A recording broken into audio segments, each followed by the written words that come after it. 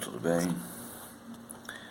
Este vídeo serve como uma introdução de uma série de vídeos que eu pretendo postar aqui neste canal, mostrando a correlação do pensamento de Max Stirner com outros pensadores e outras escolas de pensamento, e também a reação, a leitura que outros filósofos fizeram de Stirner.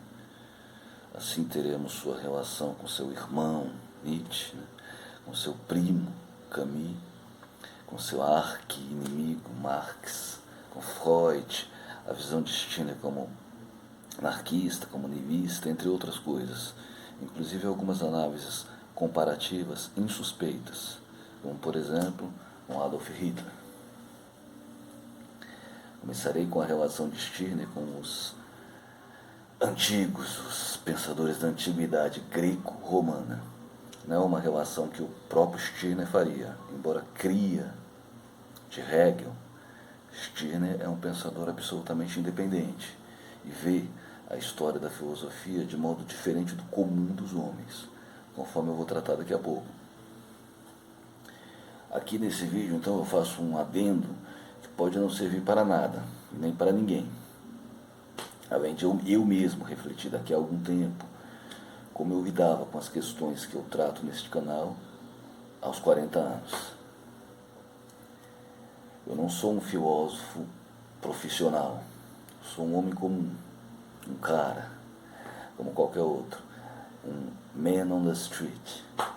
Então a minha análise nunca apresentará o rigor técnico de um catedrático. Isso não me importa, e se importar a ti, procura outro canal. Eu leio livros, gosto de ler livros e procuro extrair alguma coisa deles, alguma coisa prática. Desde a infância, certas ideias me são enfiadas goela abaixo e aparentemente eu tenho que aceitá-las axiomaticamente. Mas meu demônio interno não se acomoda fácil com essa ideia. Então eu quero entender ao menos razoavelmente toda e qualquer ideia que me queiram vender como essenciais à compreensão da vida, da minha vida. Não faço isso estudando filosofia do modo tradicional.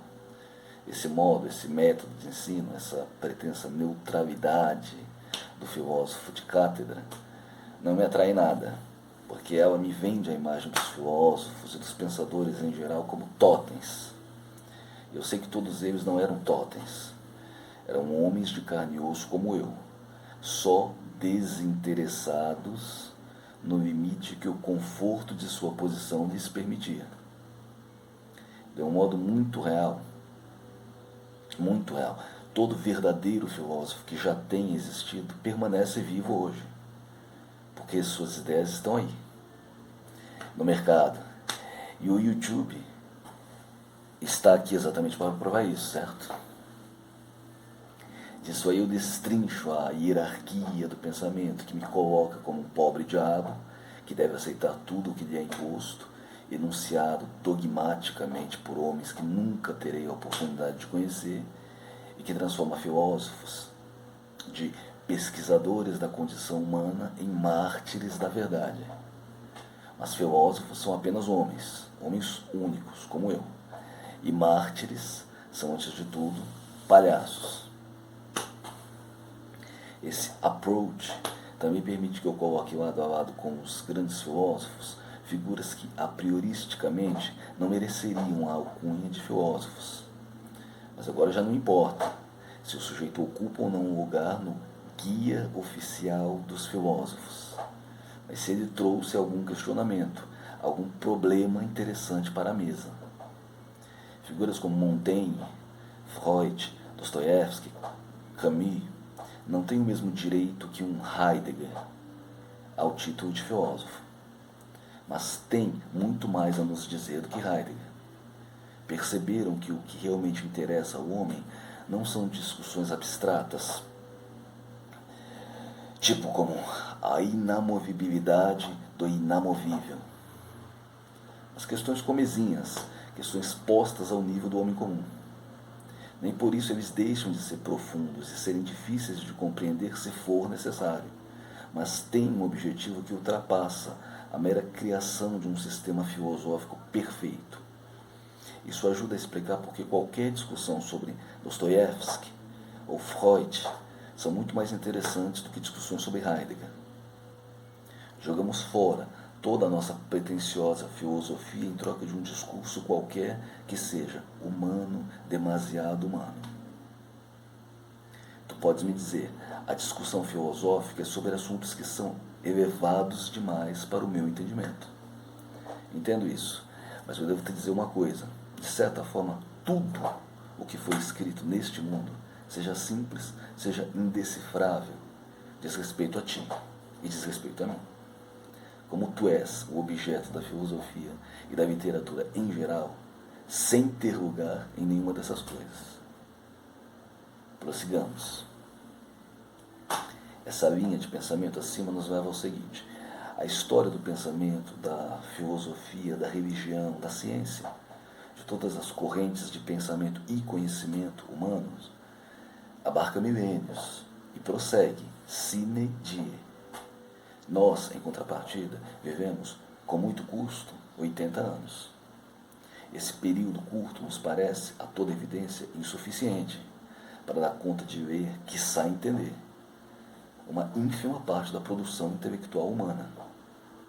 O que explica porque o mais comum e o mais cômodo é nos adstringirmos a um seleto grupo de pensadores ou a uma linha de pensamento só e tentarmos ver uma ideia básica apenas, refletida em toda parte. Aí entra já em cena o racionalismo, a razão, que serve, como sabemos, para provar qualquer coisa, precisamente por não conseguir provar nada em definitivo.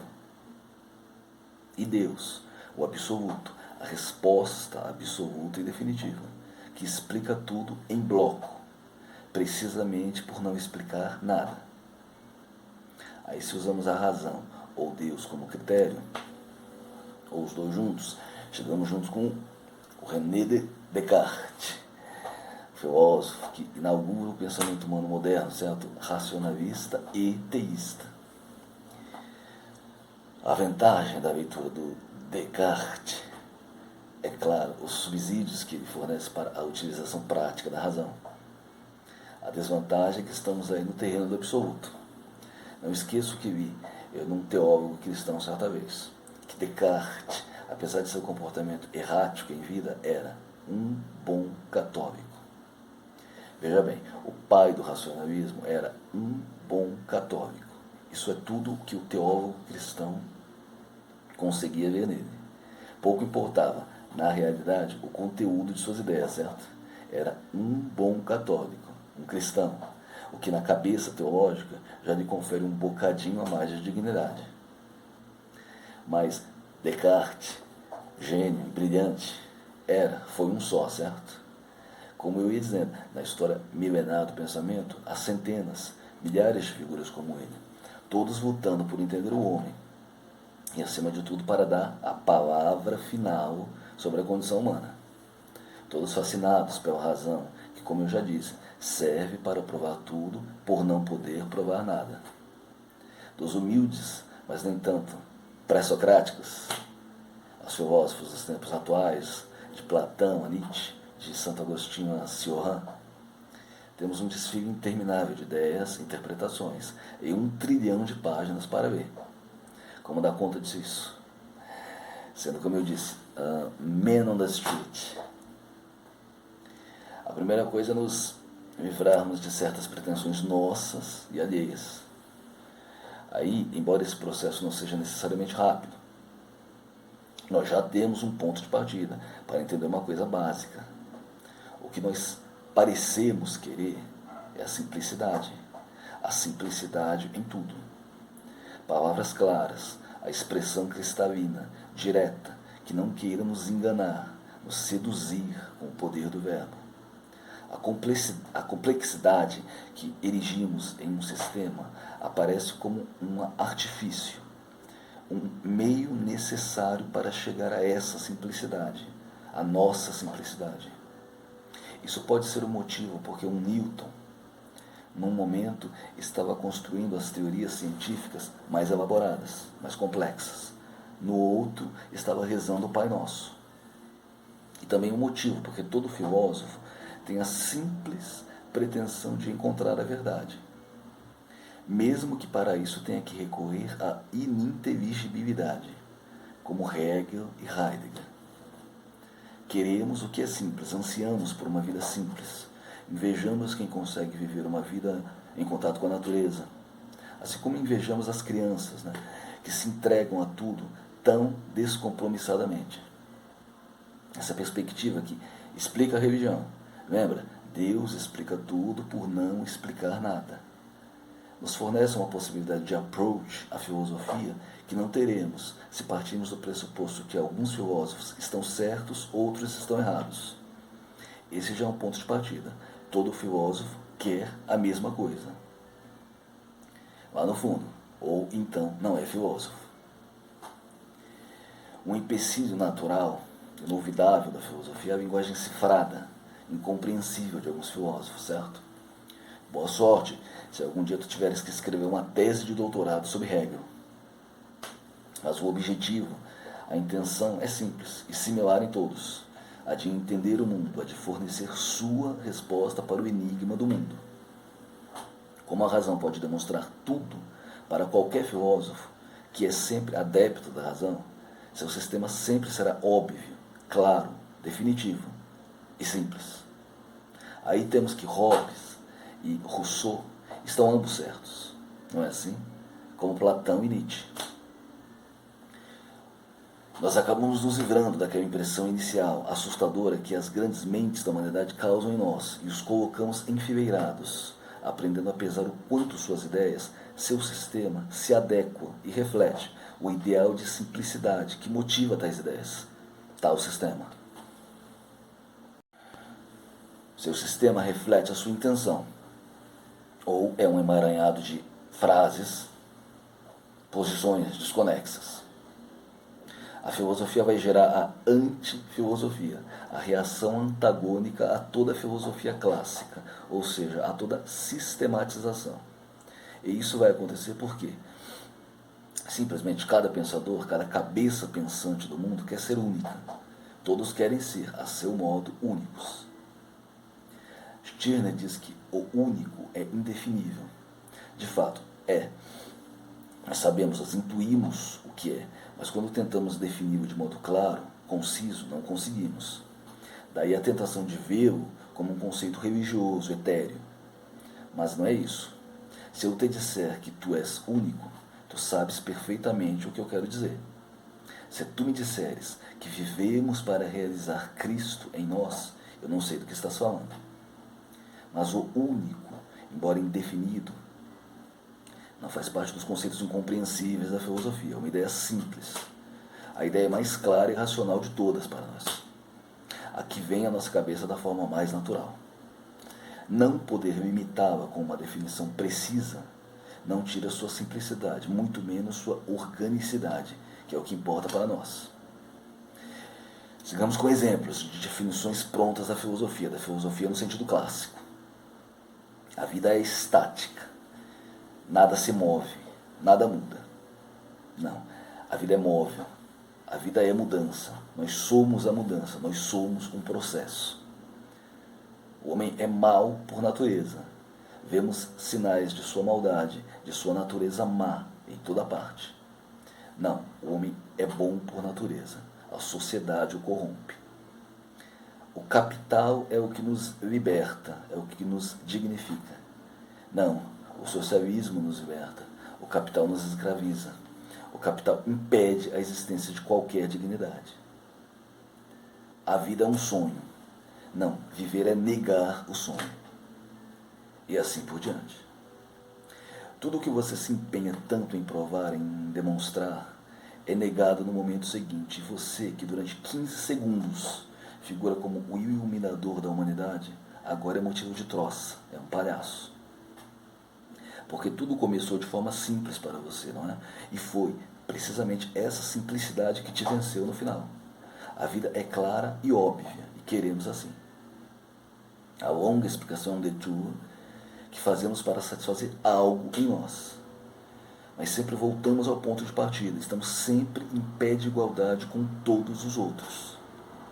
Essa é a verdadeira igualdade, o verdadeiro igualitarismo. Então eu passo a observar que a obsessão com a verdade, com as respostas definitivas prontas, que não necessitam mais qualquer reflexão posterior, só demandam de ti se tornar um eco delas. E tal obsessão é, de certa forma, alimentada pela intelectualidade humana. Não apenas pelos filósofos, claro, mas os teólogos, os religiosos em geral, e qualquer um que assuma uma atitude dogmática. E aí eu tenho que me precaver, me prevenir contra todos os baluartes do pensamento humano, contra todos esses totens. A leitura apaixonada de quem busca a verdade é superada como coisa de adolescente, nos termos de Stirner. Então eu passo gradualmente para a leitura utilitária, egoísta, coisa de adulto. Subsiste em mim aquela ânsia pela simplicidade, que dá ensejo a todo o questionamento filosófico e, ao mesmo tempo, gera os mais intrincados sistemas filosóficos. Porque, embora o objetivo de cada um seja simples, se ele simplesmente emular a resposta do antecessor, será taxado de plagiador. Então, ao menos suas palavras, seu estilo, seu jargão, terá que ser próprio. O ego desempenha a função fundamental nessa história, porque ter o próprio nome associado à resposta definitiva parece valer mais do que qualquer coisa.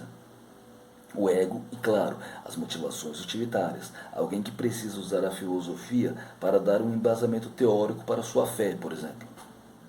E os antifilósofos não escapam disso. Ao contrário, é o ego do antifilósofo que tem o melhor dele. Estar na oposição a todos os sistemas alimenta nosso ego, como poucas outras coisas. A minha relação com a filosofia era, assim, na adolescência, de reverência, assim como eu realmente cria que os teólogos tivessem alguma intenção na vida, além da mera justificação de seu emprego. Eu reagia a um Schopenhauer, a um Nietzsche, ou a um Sartre, como alguém que recebe lições de um homem capaz de enxergar muito mais longe que eu. Homens que perscrutaram o âmago da existência e voltaram de lá com a verdade iluminadora. Crescendo, virando adulto, tomando contato com outros pensadores, percebi que, embora as palavras diferissem, a atitude era a mesma. A atitude professoral, de quem joga a você migalhas de conhecimento pelas quais você tem que agradecer. E aí eu perdi a reverência, porque o mesmo lado adolescente de dono da verdade que eu reconheço em mim, eu reconheço nesses homens. Assim como em Aristóteles, Spinoza, Hegel, Marx, Foucault. A leitura de Stirner se mostrou vital para mim porque eu reconheci nele, pela primeira vez, um pensador realmente capaz de enxergar, não explicar, preste atenção, não explicar a vida como ela é. Stirner te liberta da reverência e te ensina a te pôres em pé de igualdade com todos os outros, com quem quer que seja. Aí a gente para de ver um filósofo ou um escritor qualquer buscando apenas o pouco de verdade que suas ideias possam conter. Do lado de sua simples busca pela verdade, subsiste a motivação para ele ter expressado o resultado da sua busca de uma, não de outra maneira. O quanto esse filósofo se apropria das ideias, das suas ideias, diz Stirner, como criança, adolescente ou adulto. Isso é fundamental. Sem pensar como a criança, idealmente como adolescente, ou utilitariamente como adulto. Isso você começa fazendo com os pensadores antigos, os teólogos, etc. E termina fazendo o mesmo com todos. Nietzsche te previne contra Platão, certo? Mas ele não te previne contra Nietzsche, contra os arroubos adolescentes de Nietzsche. Marx mostra o quanto seus contemporâneos estão equivocados. Só não consegue aplicar a mesma frieza de raciocínio ao seu sistema. Não consegue enxergar seu lado imaturo, infantil, tampouco quanto seu idealismo é típico de um adolescente.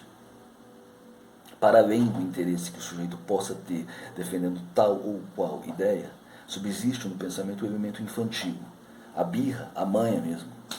Estou certo, quero estar certo e pronto. E subsiste o elemento do orgulho, traço tipicamente adolescente, que faz com que tudo se afigure como absurdo e injustificável, menos as nossas próprias ideias, as coisas que mais amamos no mundo, os nossos spooks favoritos. A perspectiva stirneriana pode ser definida como ahistórica, porque nela a história, no sentido de progresso, não é levada a sério. Antes, todas as etapas do processo histórico nos aparecem como algo simultâneo. E nisso, todas as escolas de pensamento e todos os filósofos aparecem simultaneamente, oferecendo suas ideias para a nossa contemplação. Isso, claro, faz com que todos se equivalham, porque o orgulho filosófico se prende aqui exatamente aqui. Exatamente o fato de minha filosofia constituir a perfeição, a conclusão, o fim da filosofia. Mas para Stirner, todas as filosofias são equivalentes, da mesma forma como ele não reconhece hierarquia natural entre os homens. As filosofias, os sistemas filosóficos entram naquele mesmo jogo, no qual os homens se encontram, todos contra todos.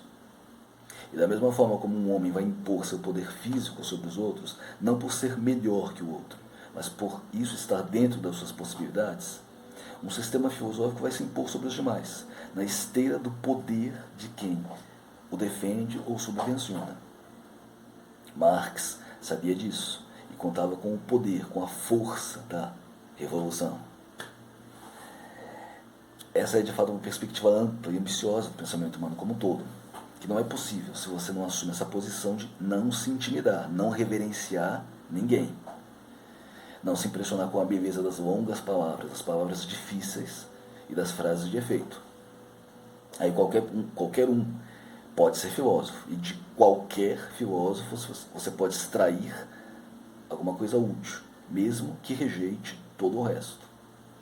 Porque é que todos eles, esses professores da humanidade, foram enfileirados, e você contempla cada um deles simultaneamente, defendendo suas ideias e submetendo-as à tua aprovação. Com alguns você encontra pontos de acordo, com outros quase nada, mas todos se equivalem. São homens buscando a mesma coisa que Hegel, Marx, Stirner: superar, encerrar a história. Mas eis que agora não existe mais a história, mas só o momento presente, o aqui e agora. E é neste aqui e agora que tuas ideias têm que ter alguma coerência ou não. Pensamos num filósofo tão antiquado e tão distante de nós como Santo Tomás de Aquino. Importa pouco hoje a validade de seu pensamento, certo? A escolástica. Mas em Aquino, tu podes achar uma porta de entrada para termos muito mais interessantes, para textos, muito mais interessantes que os dele. Aquino foi o homem que, até hoje, escreveu o latim mais compreensível que existe. A Suma Teológica oferece pouco em termos de substância. No entanto, a sua leitura é tão fácil que nos ajuda a nos acostumarmos a ler em latim e dali partir para um Cícero ou um Horácio. De forma similar, o Novo Testamento, fornece em sua simplicidade e clareza uma porta de entrada para a dificílima língua grega. Temos assim, no presente, um vulto do passado como Aquino servindo como professor de latim, e tendo essa utilidade no aqui e agora, ou não tendo utilidade alguma. E assim podemos seguir com todos os outros. Diga-me o nome de qualquer pensador, qualquer filósofo, e eu te digo uma utilidade que encontro para o pensamento dele. Pontos de contato, coisas que acho coerentes nas suas ideias, coisas que acho ridículas. Ou, se não vejo nada que se aproveite. O YouTube está aqui para isso, se nós pararmos para pensar. Todos os pensadores, todas as correntes de pensamento, todas as ideias desfilando na nossa frente, se oferecendo para o nosso uso. Certo? Quando eu faço isso, quando eu tomo essa atitude em relação a todos os filósofos, eu não tenho clara pretensão de ter lido ou de poder ler tudo que foi escrito. Isso, claro, está além da minha capacidade. E isso, além de colocar todas essas pessoas, todos esses pensadores no mesmo plano que eu, de lhes conferir uma dignidade, impede que eu tome a atitude infantil de querer ser o árbitro do pensamento humano, de querer queimar numa fogueira livros que tragam ideias com as quais eu não concorde. E traz essa perspectiva ahistórica, que é libertadora. A análise do texto dentro de um contexto histórico específico continua, claro, sendo possível. Mas no approach do único, essa pesquisa supostamente desinteressada não serve mais de nada, porque o único revisita toda a história do pensamento, ele passa em análise toda essa história para tomá-la para si, aniquilando-a no processo enquanto história, enquanto algo que esteja no passado e que não lhe pertença. Essa atitude 100% crítica, egoísta que Stirner me ensinou, eu creio que não esqueço mais. Não basta apenas pensar no simples e desinteressado amor pelas ideias. As ideias têm que ter alguma utilidade para mim, como tiveram para os que primeiro as conceberam. Eu não preciso me envergonhar disso, já que tantos se utilizam das mais belas ideias pro domo sua. A reverência em relação à filosofia está presente também, claro, na política, na arte, na ciência. De certa forma, políticos, artistas, cientistas também se transformam em totens, figuras pairando na nossa frente, ou cadáveres, a quem devemos o máximo de respeito sem nos incomodar com o seu cheiro de putrefação, sem que enxerguemos as pessoas de carne e osso por trás dos totens ou dos cadáveres. Assim, qual o modelo de homem da ciência que o mundo nos vende? Leonardo. E o que fazemos com o legado de Leonardo? Usamos como inspiração para nos tornarmos como ele? Ou nos contentamos em reverenciá-lo? Da mesma maneira, aprendemos até a reverenciar o cérebro do Einstein. Mas para que eu vou fazer isso se eu tenho um símile do cérebro dele dentro da minha cabeça? Claro que eu posso nunca criar teorias científicas interessantes, válidas, como as de Einstein. Mas meu cérebro serve para as minhas necessidades, para entender tais teorias. Posso aplicar o mesmo raciocínio a todas as figuras que me ensinam a reverenciar. E eis que elas acabam todas no mesmo plano que eu. Acaba a reverência, começa a verdadeira igualdade. Morrem os grandes homens, no lugar deles ficam só os homens, todos os homens. A visão a que eu acabei chegando com a ajuda de Stirner foi essa, em suma. Os grandes filósofos, os grandes pensadores, os grandes cientistas e até os grandes artistas que me pareceram um dia ter uma estatura ingente e atingirem um grau de compreensão com que um pobre diabo como eu nem poderia sonhar, têm, todos eles, a mim, isso mesmo, a mim, como alvo de suas intermináveis pesquisas, obras, suas teorizações. Mas eu, embora alvo de estudo de todos esses homens, de todas essas mentes, não estou presente na obra de nenhum deles.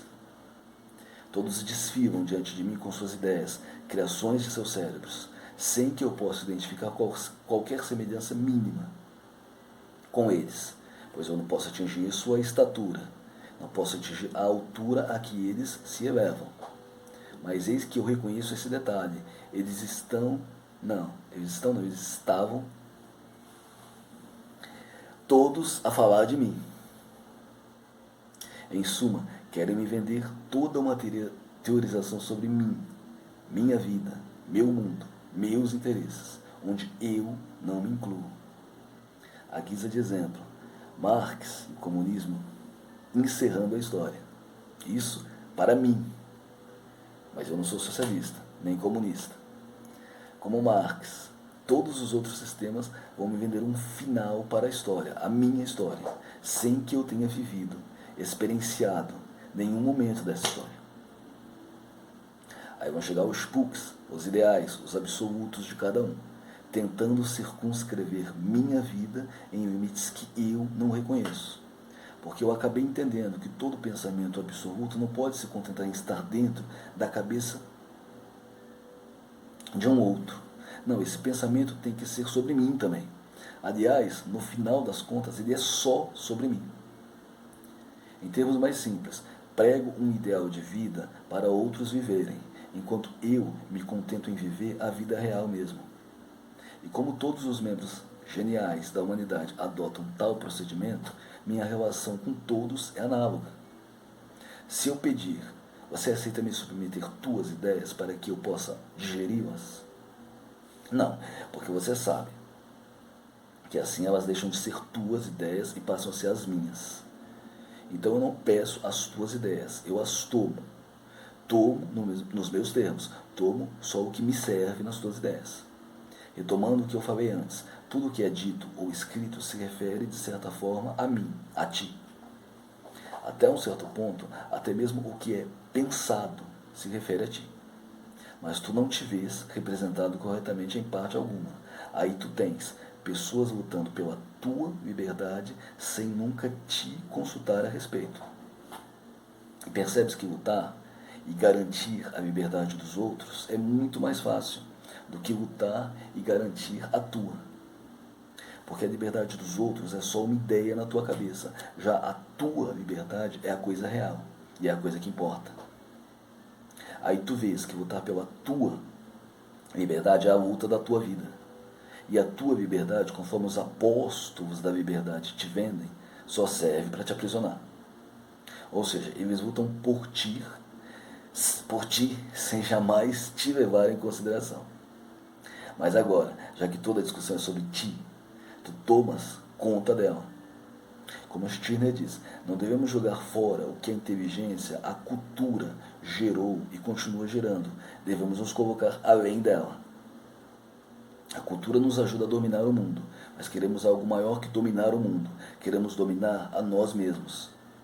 E aí a cultura não vai ser jogada fora nem jogada numa fogueira. Vai ser usada de modo utilitário, vai se tornar um objeto que, como todos os outros, estará abaixo de nós. E eis assim que o edifício do pensamento humano, no qual parecia a princípio haver um enorme sinal de nec plus ultra na porta, como no castelo do Kafka, esse edifício abre as portas para mim, e lá eu me vejo à vontade, como conviva mais bem-vindo. Para Stirner, somos todos crianças, adolescentes e adultos ao mesmo tempo, porque na nossa relação com as coisas, ou assumimos uma posição de total ausência de pensamento, de reflexão, como a criança, ou assumimos um idealismo exagerado, levando as ideias a sério demais, como os jovens, os adolescentes. Ou então, assumimos a idade adulta, interpretando e usando as coisas conforme a nossa conveniência. E como não há hierarquia natural entre os homens, esse comportamento se reflete em todos eles. O mais equilibrado cientista adota a postura mais intransigente, típica de um adolescente, na defesa de seus ideais. E o mais racional filósofo age como uma criança quando se apaixona. Como ele, o Stirner lida com isso, não levando a vida a sério demais. Já que temos nossos arroubos de infantilidade e de rebeldia adolescente e nunca nos livramos plenamente deles. Nós não vamos fingir uma seriedade que um pensamento absoluto parece exigir. Brincar com as ideias, brincar com o mundo das ideias, é essencial no mundo onde o mais sério dos professores não vê a hora de rir como um idiota na frente da televisão. Da crítica de Stirner aos Spooks, não se deduza que o homem possa, em algum momento, se livrar deles de todo. Não, os Spooks estão sempre aqui. Apenas aprendemos a brincar com eles, encará-los sem toda aquela seriedade que caracteriza o adolescente. Tenho minhas ideias fixas, como todos os outros. Só as reconheço como tais. Olá, ideias fixas. Elas não são minhas donas, eu sou o proprietário delas. E aí eu arremato esse vídeo com essa conclusão. Desde que eu me entendo por gente, ideias me são vendidas como algo além de meu entendimento, quando na verdade eu as compreendo perfeitamente, porque as vejo existindo apenas na minha cabeça. Da mesma forma, na adolescência, eu aprendi a me empolgar com filosofias que, ao mesmo tempo que pareciam iluminar a realidade do mundo, me aprisionavam num círculo de ideias fixas, tão sem substância como os dogmas da infância. Foram-me vendidos ídolos e eu os comprei, sem saber que havia muito pouco por trás deles. No máximo, homens que entenderam a realidade tão pouco quanto eu entendo agora. E eles me são vendidos como modelos, como ídolos a serem reverenciados, como os que entenderam tudo e têm uma coleção de respostas prontas. Então, na idade adulta, aprendi o uso egoísta da inteligência e do pensamento, o meu e o alheio. Em qualquer pensador, como em qualquer homem, quero saber o que ele tem para mim. Teu sistema é sobre o mundo, certo? Sobre quem vive no mundo. Portanto, sobre mim. Já que falas tanto sobre mim, eu quero saber o que tu tens para mim. O que eu faço da ideia de mim que tu criaste e queres me vender. Assim procedendo, todos os pensadores, ou seja, todos os homens, filósofos assalariados ou não, se tornam importantes, mas irrelevantes ao mesmo tempo, porque posso e devo passar perfeitamente sem nenhum deles. Subsiste em mim a vontade de viver uma vida simples, sem disfarces ou hipocrisias, sem me esconder atrás de crenças, quer dizer, de palavras. O entendimento perfeito das coisas é agora uma quimera, mas subsiste o utilitário, racional do pensamento. É assim que, mesmo sem ter a resposta definitiva para nada, consigo entender tudo o que é relevante, tudo o que realmente importa para mim. E é assim que, sem ser filósofo, consigo perceber a real utilidade, a equivalência de todos os filósofos, porque entendo a real equivalência de todos os homens. Em que plano, em que nível que essa equivalência se dá. Como estilo, coexistem em mim a criança, o adolescente e o adulto, cada um tendo sua parte no regozijo da vida, existindo simultaneamente. A criança me chamando para me entregar a vida irrefletidamente, o adolescente me implorando para eu me aferrar a algum ideal, e o adulto analisando e sopesando as outras atitudes, as minhas outras idades, servindo de parâmetro para o meu intercâmbio com o mundo. Homo sum, humani a me nihil alienum puto. Eis que eu cheguei à interpretação literal dessa famosa frase. Obrigado por tua atenção.